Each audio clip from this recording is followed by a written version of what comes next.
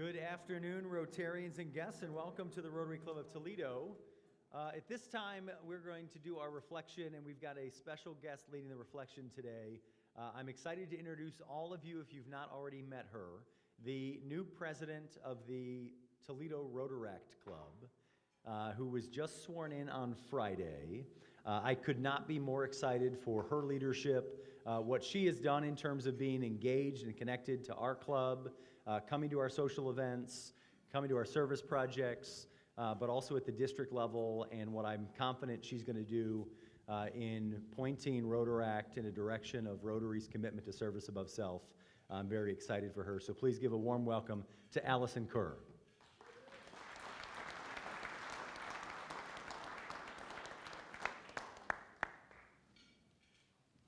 Hi, everybody. Lord, we thank you for this day, for this food. We pray that you'll bless it to nourish our bodies. Help us to unite for good this upcoming year as we walk in grace, peace, and gratitude. Thank you for our Rotary leadership of this past Rotary year, and may you bless them with wisdom and guidance for years to come. In your name, amen. I pledge allegiance to the flag of the United States of America and to the republic for which it stands, one nation, under God, indivisible, with liberty and justice for all. Thank you. As we begin our meeting, I'd like to thank and acknowledge Danbury Realtors as this month's sponsor and Rotarian Max Reddish. Is Max in the house? Pun intended. Max, thank you very much. Come on, that was a really good joke. Thank you. If anybody has any guests they would like to introduce, Zach is in the middle of the room with the floor mic. Please make your way to the center of the room to introduce your guest.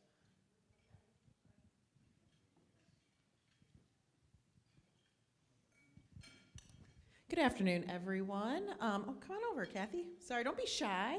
All right, my name's Julie Woods, and I have Kathy here. Kathy, why don't you introduce yourself? She's with LifeWise Academy.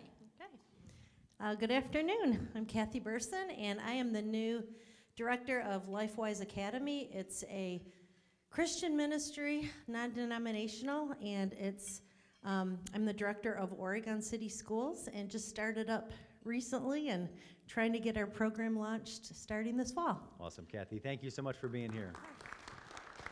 Hi, Kevin. Joshua Dressel here. I want to introduce Dawn with Art Bound Studio. Dawn, thank you so much for being here.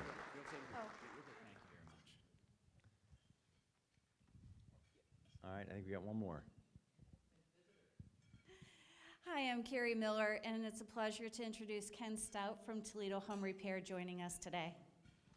Ken, thank you so much for being here.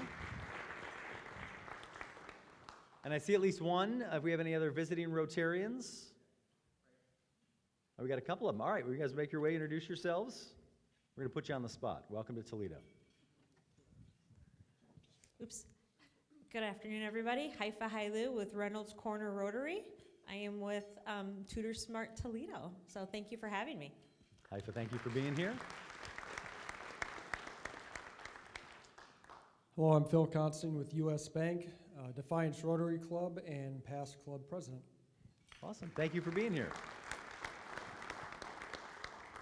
Good afternoon, everybody. My name is Brendan Baxter. I'm with Civista Bank, and I'm part of the Perrysburg Rotary. Thanks for having me. Brendan, thank you for being here. All right, this time I'm going to introduce our executive director, Jackie, for an update from the Rotary office. You're welcome to clap for her. Oh, thank you. Wow, thank you. What I would like to talk about is something really fun, but before I get to that is something maybe not so fun from my perspective, and we did Rotary invoices yesterday. So it is the time of the year when we start a new year fresh on July 1st, and as is the practice for the last couple of years now, we invoice on June 1st so that way we can get those in front of you in your accounting departments, and we can get our roster squared away before Rotary International requires it to be complete by July 1st. So if you've seen those, thank you for your attention to those. Some of you did have some errors that you might have seen. Please just let me know and I'll correct those with our bookkeeper. But what I wanted to talk about is we are officially in June and we're coming up on member awards on June 19th. where we recognize the hard work of some really special individuals, and we take votes from our club members to nominate their fellow Rotarians. So, you can use that QR code, or you can visit our website, and you can look at the categories that have open nominations. Please submit some names of some really deserving individuals who made this a really great year. And then again, this year will be hosted by the Shoemaker offices on the evening of June 19th for a lot of fun and fellowship and some recognition. So I hope you'll join me that evening, and thank you so much.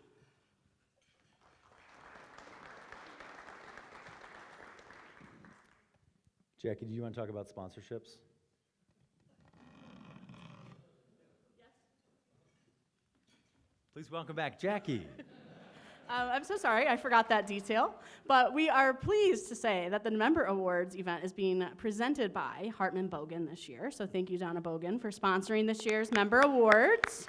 We're very excited about that. And then as we come into the new year, similarly to Max Reddish sponsoring this year's, the month of June's meetings, we have openings for the new Rotary year, July through June. And if you're interested in being a monthly meeting sponsor, please reach out to me, or being a presenting sponsor of an upcoming event such as the Holly Trolley or the Mud Hens opening day. In President Scott Hinshaw's year, I also have a sponsorship package available to send your way on that. So. Thank you so much.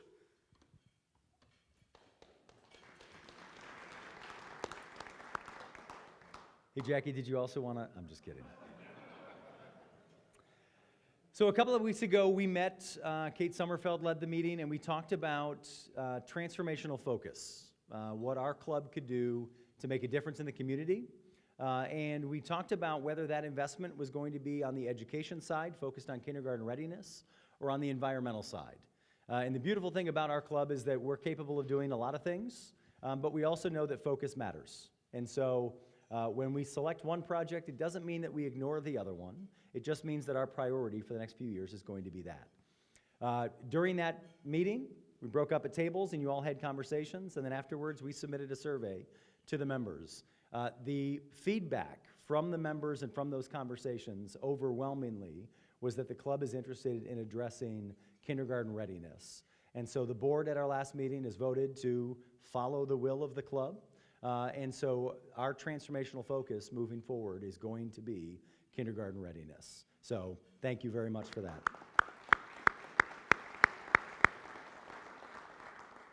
So that means investment from our transformational project fund. That means investment from our calendars with service projects. It also means investment with our time here on Monday meetings to truly become experts in that subject area. And we've got a great opportunity to start that today. I'm very pleased to welcome Leslie Doria from the YMCA, who I am told is perhaps the smartest person that Casey Hulk knows. But he also meant that as a compliment. Come on, that was funny. Please welcome Leslie Doria.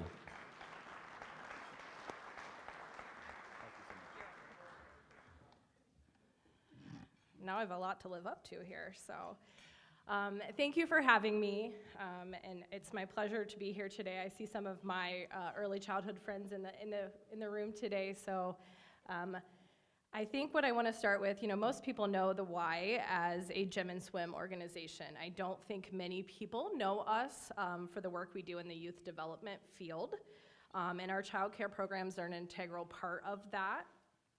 We have been serving child care in our community and early childhood for the last 43 years, so that spans across 5 decades here in the greater Toledo area and Southwest Michigan. We have opened and closed programs to fill the need in communities across that period of time. So I'm excited to kind of just share some information about our program and give you more information on kindergarten readiness, how you can help our community of providers. It's not just us doing this work here in the area. There's a lot of high quality providers besides us.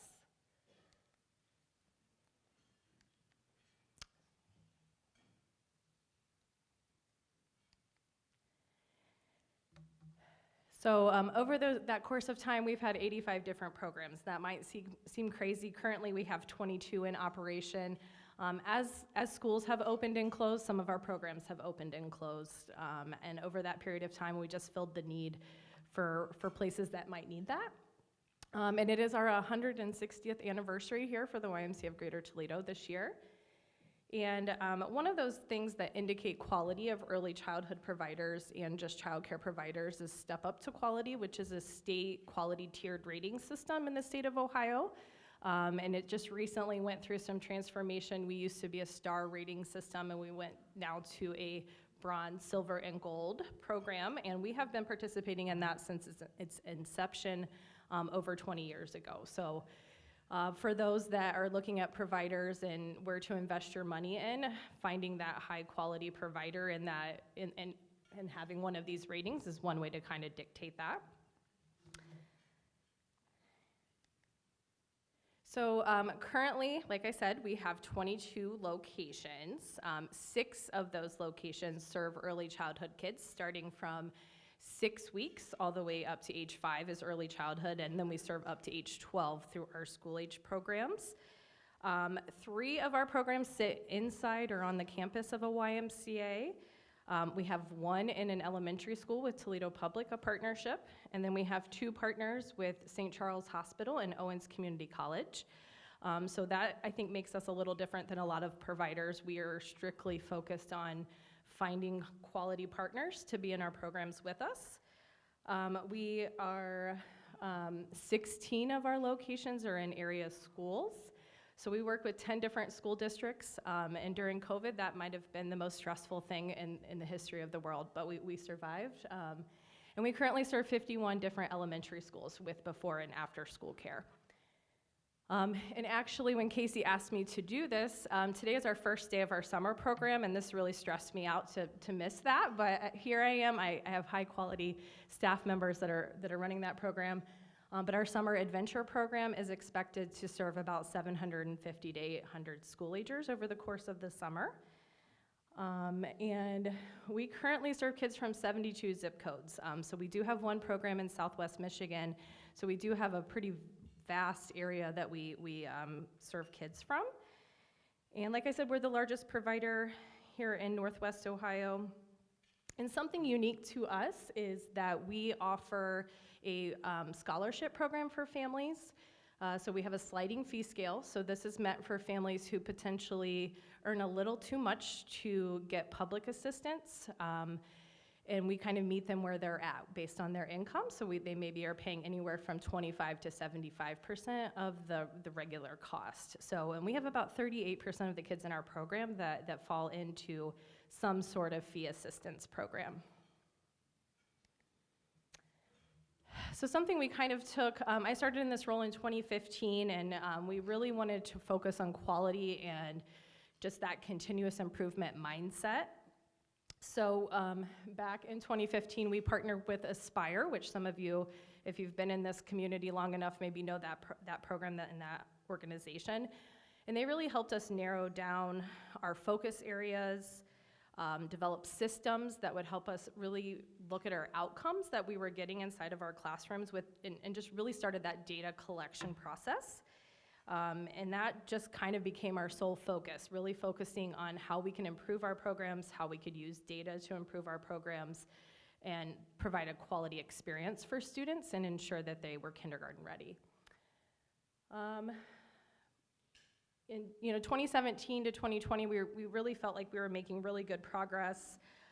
We had hired a curriculum director. She was working inside of our classrooms with our teachers, providing on-the-spot feedback and helping them just really implement that curriculum to fidelity and just ensuring that we were doing all we could to provide a quality experience. Obviously, COVID was a pretty big setback, and we experienced that. I think pre-COVID, we had 26 programs open, and at one period of time, we were down to 4, where we provided pandemic childcare. So that was a big mind shift. I lost half of my staff during that period of time, so it really did impact us, and I think it really did impact a lot of other providers. And I still think we're seeing that regrowth from that, but we survived, and we continue to build back our capacity with us. Even within the last few years, we've added more programs and just really rebuilding back as, people started going back to work, not so much working from home, those type things. And then, from 22 to 24, we just really focused on meeting the needs of the individual child inside of our early childhood programs. We saw a high need for social emotional support inside of our classrooms, which that is a trend that's happening in a lot of elementary schools as well. And during that time frame, we felt like we needed to do something to address that. So we hired a behavior specialist. The word behavior I will take very lightly, but she helps with way more than that. She is almost a social worker for us, really finding the root causes for that, helping staff in the classroom to figure out where behaviors are coming from, how we can meet the needs of each child, maybe helping refer families to outside resources that aren't us, finding them the people to help their child get those skills they need for self-regulation and to do those things. And as we continued to grow and had some pretty good results with our behavior specialists, we decided we needed another one. So we've added one so we have one strictly focused with our school-age children and one strictly focused with our early childhood. And our early childhood specialist has almost become an inclusion specialist inside of our classrooms as well. And she literally last week went to Harbor with a family to help them get through the process to get their child on an IEP and get the services they needed. So she's just sometimes that extra support person for a family who might be going down this really confusing, complicated path to help them, find their way. So I talked a little bit about data and outcomes. And I will say, we've had many years where our outcomes weren't great. And I know a lot of you have probably been and heard where kindergarten readiness is at the state level. And when I pulled these numbers this year, I was a little hesitant to even share this. And I kind of wanted to find the root cause of why we were scoring so well. So we believe that 89% of our kids leaving our program, entering kindergarten in the fall, will have that skill set that they need to be successful in kindergarten. And that is a pretty high number for us. We've typically been in about 70 to 80%. And when I really looked back at it, we found that we've had the kids inside of our program that are entering kindergarten had been with us for at least almost 3 years. So we had them their entire preschool years, which that has been the difference. Prior to COVID, I think we saw a real cycle of kids where we would maybe only have them for 6 months to a year before kindergarten. Now, I feel like we have some lifers. We have these kids, from birth. At our Owens campus the other day at preschool graduation, I knew of 8 of our preschool graduates that started with us during COVID. And at that time frame, they were infants and they couldn't even come into our building. They dropped their child off to us at the door as a family member. And those kids have been with us for those very important 0 to 5 years, and we're seeing that in our scores. So it's proof that the longer you have kids over that duration of time, the better your scores will be. And just really advocating for the importance of early childhood and preschool, but really even starting as soon as you can, getting those kids inside of programs. Our literacy scores grew from 39% at the beginning of the year to 79%. Math is still an area that I think across the state is going to continue to see some struggle rebounding, but we grew from 41% meeting expectations to 86%. And then our social emotional scores, and I think that's directly reflected to the resources we put behind staff inside of our classrooms, and that went from 62 to 94%. Meeting those expectations needed to be successful. And like I said, just being in a high quality preschool program for longer periods of time leads to them being better prepared for kindergarten. The benefits of data, this is something that a lot of people maybe don't realize what we do with that data, but the biggest factor, I think, is giving our staff. So every child inside of our program has a digital portfolio, and this is a lot of early childhood providers.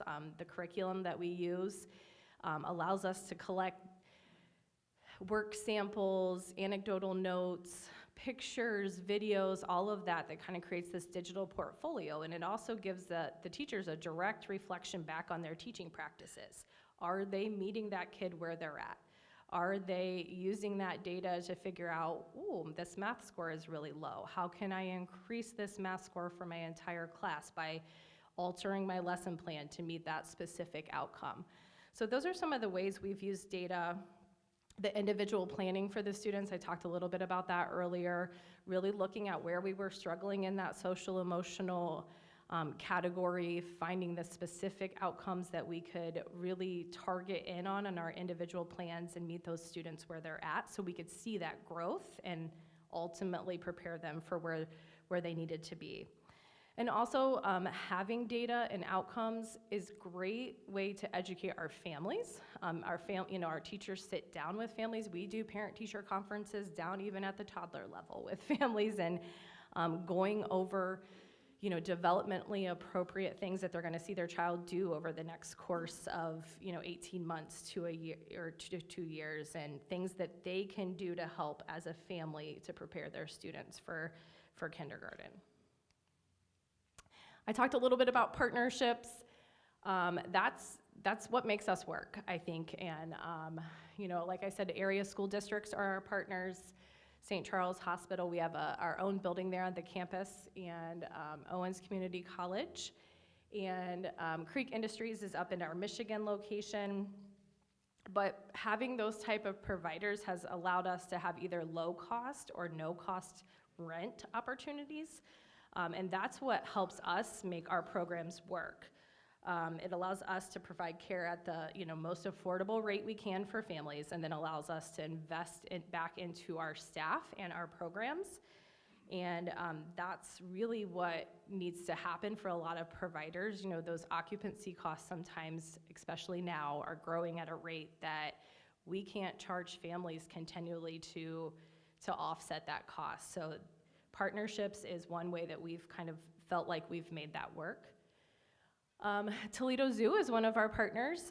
We have been a partner with them for 5 years, and so every month our preschoolers from all 6 locations go to the zoo on a field trip for their community preschool program. So we've successfully completed 360 zoo trips over the course of that time period, and if you've ever taken 25 preschoolers to the zoo, that's a big feat. And we go all year round, so we go sometimes in the winter, we're the only people there, but it's a great experience. And I think if you ask a lot of our preschoolers, that's probably their top thing that they do with us, is going to the zoo. Imagination Station has also been a partner of ours. Currently, we're doing a literacy program where they come to our St. Charles location, and that is also through our partnership with Hope Toledo, which my friends from Hope are here today.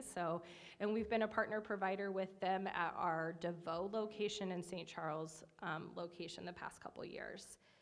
And we've been at the campus at Owens for the past 12 years, and Mercy close to 20 years. We've been a partner with them. Actually, our longest partnership is actually Maumee City Schools, and we have been in partnership with them for 38 years inside of their school buildings, serving before and after school. And TPS and Washington Local are about 35 years that we've been partnering with them, so they're not far behind on that, pretty much since our inception there. Additional things we do with our preschoolers, what better thing for us to provide all preschoolers in our program than swim lessons? That's something that we have access to. They're being part of the Y, and it's a life skill that we find super important. So all of our preschool kiddos go to swim lessons while they're with us during the day. While mom and dad are at work, we take them to swim lessons. This is also another fun event, and it's so good to see kids that sit on the side of the pool who don't even want to get wet to full-fledged swimmers by the end of their preschool years. And then recently, within the last couple years, we've started adding additional programs. We have gymnastics classes, kids that cook programs, dance classes. We kind of found this niche with families who all have work and have very busy lives outside, that we can provide this during the day as an additional enrichment opportunity for students, and it's something that's taken off their plate that they don't have to do or don't have to spend a Saturday doing, and have other valuable family time. So in those programs, every time we offer them are full. So we're trying to figure out ways to continue to grow that and offer more opportunities for the kids in our programs. We couldn't do this work without a strong staff team, and they are the reason we are successful. Like I mentioned, some of the people that we have on our team, and we have made it a commitment to try to continue to add full-time positions to our team and make this as a career opportunity for our staff. Myself, I started at the Y as a preschool teacher, so I feel like I'm a good example of that for a career in the Y for them. And we've continued to look at ways we can add benefits. In a field that struggles to provide that kind of full compensation benefit package for staff, we've tried to continue to find ways to offer PTO and health insurance benefits and those kind of things for our staff so that we can try to have the strongest staff team that we possibly can. And we have about 215 staff members, and about 50 of us are full-time. So I do depend on a lot of part-time staff. We are probably have the most college-age staff working for us during this time frame. Our before and after school positions work really well with a flexible college schedule. So they are our heart and soul of our program as well, especially in our school-age programs. Family partnerships, that's another area that's extremely important to have an all-encompassing quality program. So currently, a new state requirement for Step Up to Quality is a family needs assessment, where in the past we would have done an individual child assessment. In our program, we currently are working through a family needs assessment. So this is for encompassing the entire family down to, do you have reliable transportation? Do you need work assistance? Do you need housing assistance, food assistance? How can we help provide for you as a family and connect you to resources? Because that's also very important to ensuring that kids are ready for kindergarten, that family unit. We also have some family advisory groups at some of our locations where families can help weigh in on things that are happening inside of our program and offer different family events. Trunk or Treat is probably our biggest family event that we offer year-round, and preschool graduation. In advocacy, my friend John Jones called me on a Friday and said, hey, do you want to host the governor on a Tuesday? And we said, sure. We will never shy away for advocating for early childhood. So we were lucky enough to host Governor DeWine earlier this year. He came out to our Owens location and saw all of our kids there, and it was a very unique experience. But we are also part of a larger network of Y providers. So across the state, there's 455 Y childcare sites. So we have a big network. We actually host our own childcare summit every year because we are a pretty expansive group. And we serve about 40,000 kids statewide as YMCA programs. And we have many Y leaders just like myself that work right alongside DCY, which is the Department of Children and Youth, and we are on a lot of different committees at that level, so we do feel like we have a pretty good connection and advocate, there at the state level. And then also we're a member of the Ohio Association of Child Care Providers, and I am the lucky one to be the co-chair of the school age committee of that provider network. And of course, I just wanted to share some fun pictures of our kiddos in action here.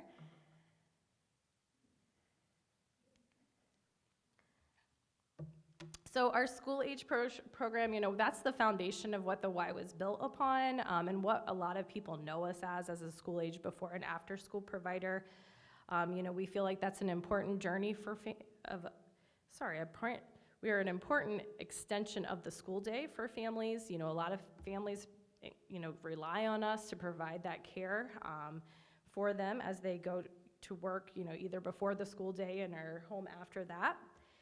So we entered in, I think 3 years ago, with a group called Hello Insight at the Y childcare level across the state. And this is a social emotional screening tool that we use with our school agers.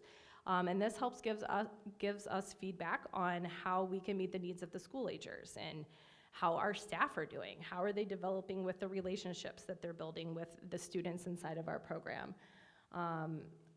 This is a peer survey, so we get some interesting stuff back from some of the kids, but 75% of the kids said that they would recommend our program to another peer, so we feel like that's a pretty good feedback on the relationships our staff are building with students and the importance of our work and being a part of that child's journey through their school age years. 92% of our students felt that our staff frequently reminded them to try hard and to do their best, and that 78% felt that our staff genuinely cared about them. And that, I think, is super important. Having those trusted, reliable adult relationships is super important for a lot of the students that we serve in our communities. And 70% of the students felt that we gave them activities that they truly enjoyed doing inside of our program. And if you've ever met any older elementary schools, providing activities that they actually want to do is super hard. So that's a really good number to come back. Something other than being on a digital device or social media or video games. That's not something we do inside of our program. Today we have our first day of our summer program, and we have about 100 kids at our Sylvania Day Camp location that are swimming, canoeing, fishing, doing all of those traditional camp activities. And a lot of times that's the first time, they've ever gotten a canoe or done any of those fun activities. So here's some pictures of our camp location. Like I said, it's the first day of that. And in 2024, we served 725 kids. We know we're gonna be probably approaching more like 800 kids. Our summer program was full in February or March. And so we have to find a way to continue to increase capacity for that. There's a strong need for this in our community, and something we really focused on after COVID. At a period of time, we were trying to be that extension of a school day, really trying to provide academic activities, and we got a lot of feedback from families who said, I just want my kid to have fun. Provide them with fun. So our summer program, they go swimming several times a week. They go on a field trip usually each week, and then also at our camp experiencing all the fun camp type activities. And we also then usually take them all to our camp store, which is our resident camp up in Michigan, so they all get that experience as well. Future things on the horizon. Actually today, we finally passed our infant inspection over at our Sylvania location, so we'll be adding another additional infant classroom at that there. We are currently in the middle of 2 needs assessments with local school districts that we don't work with currently to see if providing before and after school care would be something that they want on the future. And then, like I said, we're looking for additional ways to add capacity to our summer program so that we can continue to provide more opportunities for families for that. And I think the last thing I want to leave is just that call to action, like what can you do? How can you help this community of providers? Visit a program. We would love to host people at any of our programs or even give you a tour if that's something that you would be interested in. And you can reach out to us or really any provider. Just visit a provider and see the work firsthand, see what they're doing, meet the kids, see the classrooms, and you will really understand how important that work is. Just be an advocate in the community for early childhood, which sounds like you guys are headed that way as we speak. And then sometimes supporting providers doesn't have to come in the form of a financial or a money donation. Feeding our staff, that's always something that they love. Even just if you have a business that would maybe have an opportunity for us to bring kids on a field trip and to do those things. And it doesn't have to be anything big.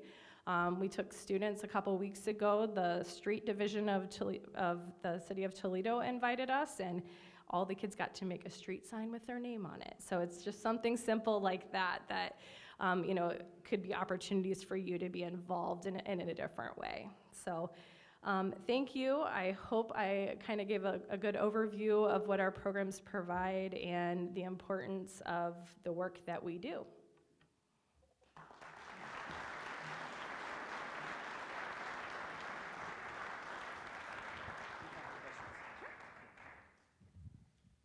So we are going to open it up for questions. Zach is in the middle of the room. I'll kick it off. I wonder if you can kind of share people. We talk about kindergarten readiness. You and I talked before the meeting. What are some of those sort of markers or benchmarks that represent kindergarten readiness when we say the majority of kids in our community aren't ready for kindergarten? What does that look like? Yep. So if you ask any kindergarten teacher, yes, the academics are important, but that social emotional world is where the most important skill set needs to be for students. You know, can they be a respectful member of the classroom? Can they follow directions? Can they self-regulate when something doesn't go their way? Those are probably the big three things that if you ask a kindergarten teacher what they would want a student coming in with. Obviously, the traditional, you know, knowing their first and last name, their letters, those kind of things are all super important as well. But then just having the stamina to be a student in a classroom for an entire day, that's a big thing as well. Great program, thank you. I'd like to know though, are you able to share statistics for the non-Y pre-childhood program?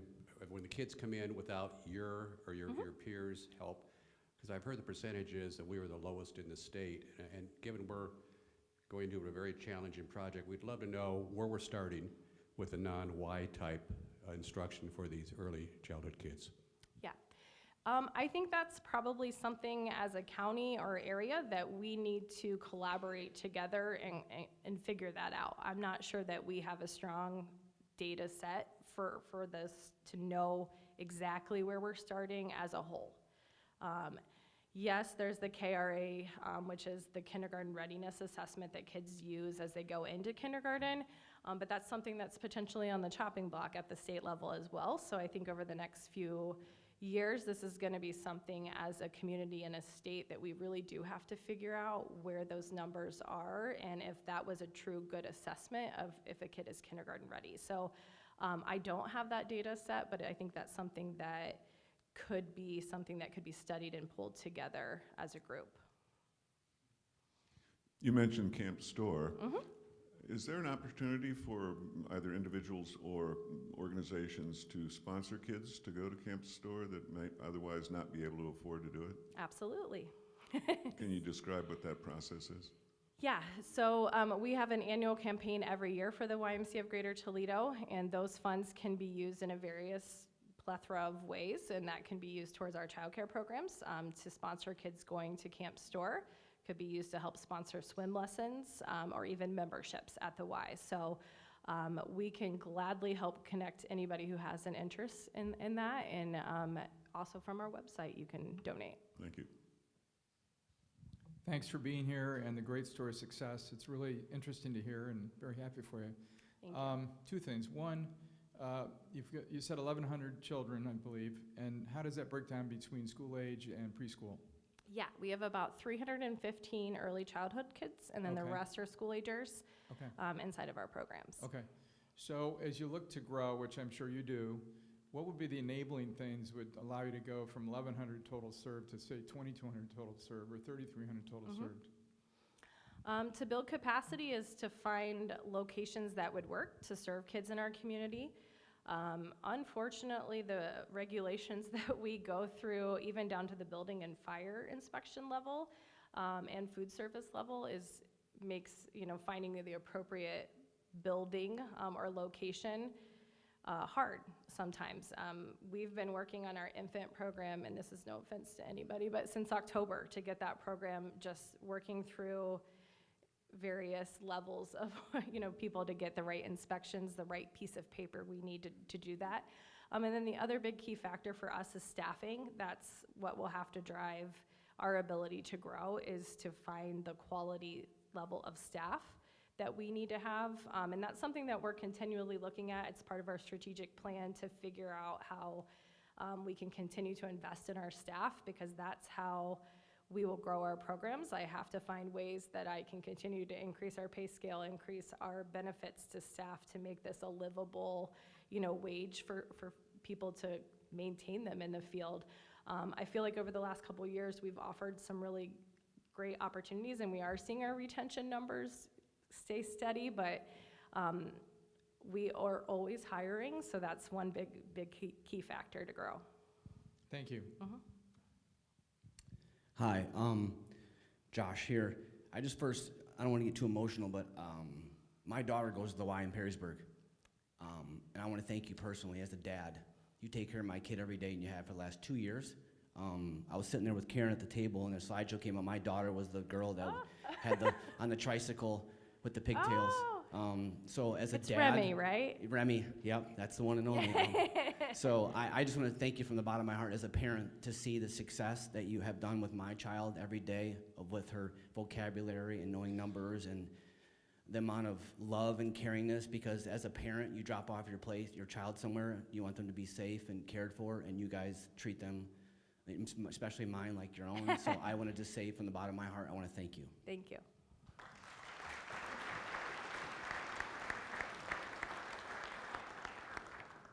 Hello. Hi. I just wanted to kind of piggyback on what he was saying there. I don't have a question. I just wanted to kind of draw attention to what it is you're doing there. My kids have participated in Y programs before and after care for the past 10 years. Store camp, everything has just been amazing. If any of you have school-age children that you're looking for a place to put them before or after, I highly recommend the Y.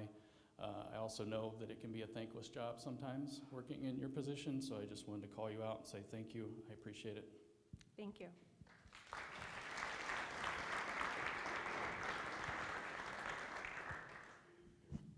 Hey, thanks a lot. Hey, I'm just interested in the big numbers. What's the unmet need here? And if it all could be served, what are we talking about for supply that's required? So unmet need for like families to be in our program, or?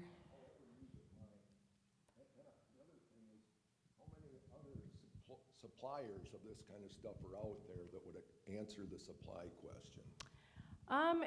I don't know the exact number of total providers in Lucas County, and I don't know, Elisa or John, if you know that answer.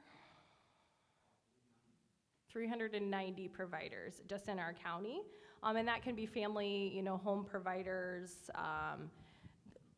all kinds of different types of providers. So we do have a good quality amount of providers. I think the biggest factor is cost for families. High quality childcare, there's a high cost to that. And many providers are not out here to make a ton of money. They're doing this because they love what they're doing and care about meeting that need. So figuring out a way to offset cost for families, especially low-income working families, that is the biggest factor, I think, to the success of programs. And whether that be like we do, providing scholarships for families, or an organization like Hope, providing those opportunities at a very low cost to families is the biggest factor to success. And dollar-wise, I don't know that off the top of my head, what that would cost to really fully fund that program. Hi. Hi. I was just in a staff meeting and I had to run over here because I just wanted to also give you your kudos. I have 4 children and they all have grown up in the Y, and talking about the scholarships when I didn't have money, and if I lost a job or was in transition, the bill would be as low as $30 for a family. And it's so funny because now I have working children. They still love to go to the Y. So I told my son, he just joined the military, I said, it's your job to pay the Y bill now. And he was like, what? I said, son, it's only $50 a month. He was like, but I don't have. I'm like, nope, that's your job. You use it the most, you pay it. And so just want to tell you, he goes to the gym there. I go to the gym there. We just got the pool, right, with the Wave and Palmer Y. So it's just so much wonderful things. And the biggest thing is that I don't know if everybody knows is once you join one Y, you could go to any Y in the country. So if you're paying $50 to $75 a month and you could go to any Y in the country, guess what? The one in Detroit is huge and amazing, So I've been able to do that with my family for the last 20 years, and I'm just very grateful, and I just wanted to say that. Thank you. Thank you. First of all, it was a great presentation. My question is, it is a vaccine mandate because there's a trend in the country, there's a movement not to vaccinate children, and you have a certain mandate before you admit them. So the state requires each individual provider to set that policy themselves. So it would be dependent on that particular provider. Our current organization, we do require that as part of our policy, but that may not be everyone's. So that's kind of an individual provider decision. Mhm.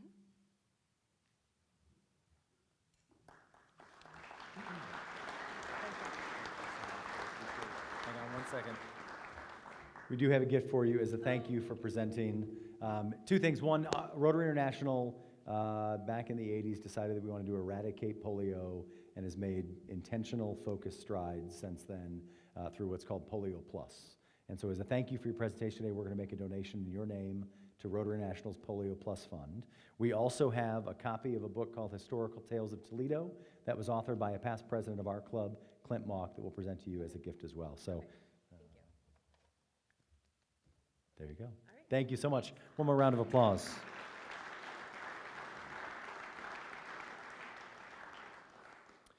Next week, we are joined by Jen Strauss and the team at Nationwide Children's Hospital for an update on their work in the region.